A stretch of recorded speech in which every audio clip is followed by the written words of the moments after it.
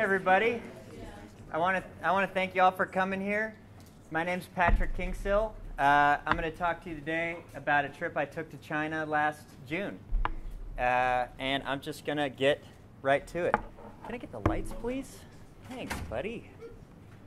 Light technician, everybody. Round of applause. So I just want to briefly, first of all, can everybody hear me? That's a yes? Okay. I just first want to briefly introduce you to my work. I'm a second-year grad student here at UNL in the ceramics department, and last semester I became really interested in working with porcelain. And I really love the color of it. I love the richness and the whiteness and the purity of the clay, and the Celadon glaze has a sort of like a glacial feel that I love. I love the depth of color, and I think it just gives the clay kind of like a stoic and sort of weighted presence. And porcelain also has a very, a rich, storied, and complex history, and this history has helped to culturally define China and a lot of Eastern cultures as a whole. And a few years ago, I discovered the work of Takashi Yasuda. This is his creamware series from over 10 years ago.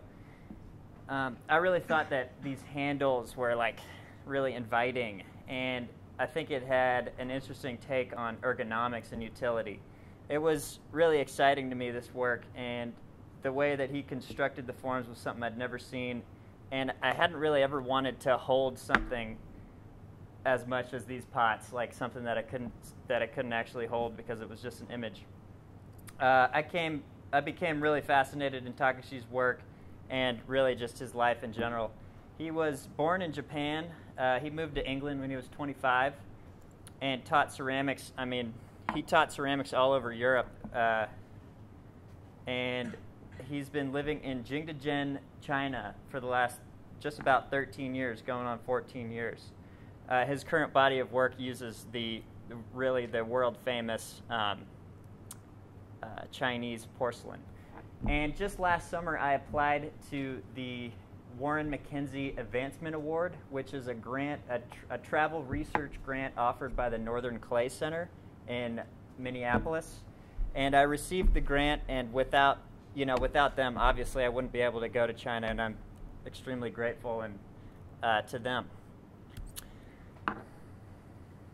So China has a history of ceramics that goes back more than 8,000 years. Porcelain is a big part of that story, having first been invented in China and sought after by the entire world. There was one point in history when Chinese porcelain was the most valuable commodity in the entire world. It produced a really luscious kind of glassy surface, and it was an extra strong clay body, and it was also just as beautiful as it was problematic. The early Chinese porcelain, it had a high content of feldspar, which what we learned in our glaze calculation class today. Feldspar is it's like a glassy material that has a relatively low melting point. And like I said, the very early Chinese porcelain had a higher content of feldspar, so the success rate of their pottery was relatively low. Kilns, that the coupling of the feldspathic clay and the largely uncontrollable kilns that they were firing made it so that a lot of the work would crack and slump and otherwise be deformed before they even came out of the kiln. So just over 1,000 years ago, early in the Song Dynasty in China, there was a discovery of a new clay that was higher in kaolin content, which is another mineral that has a higher withstanding to heat.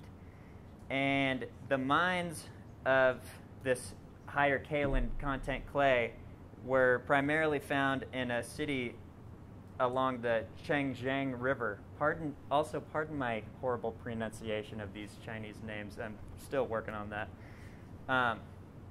So with this new clay recipe, this new clay body, they were able to just almost, it seemed like overnight, they were just able to expand the scope, the size of their porcelain works. This is a massive, like a 3-foot tall giant jar with an intricate dragon. And this town along the Changjiang River, formerly known as Changnang Town, was renamed to Jingdezhen, which was a name after the current emperor Jingde. So it quickly became like a world icon, and especially in the Ming Dynasty, they started really cranking out this blue and white color scheme, and it became popular worldwide, and it still continues to be a very popular, iconic part of Jingdezhen.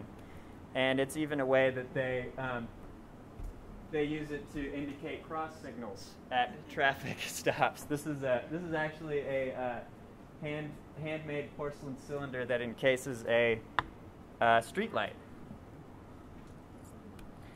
So I arrived in the city of Jingdezhen early in the morning, and there in the city center on a raised platform was a series of these life-scale bronze sculptures of a team of potters. And the statues illustrated the importance of pottery making in the city, and also showed somewhat unique division of labor that was in the crafts. And to make a pot, a lot of us who are in the ceramics department knows that making pottery or making sculpture is a process that takes so many different steps. You have to prepare the clay. You have to mold the clay, make a pot or whatever, and then fire it. Often you fire it twice. Sometimes you fire it multiple times. And here at UNL, we teach students how to do almost every part of that project, from making the clay to firing, and we even teach students how to build kilns. But in China, and in a lot of Eastern cultures, what happens is there's a network of many people that work on massive, large-scale batches of pottery. So there will be a specialized group of people that make the clay, and then there's another group of people that prepare the clay, and then there's more people that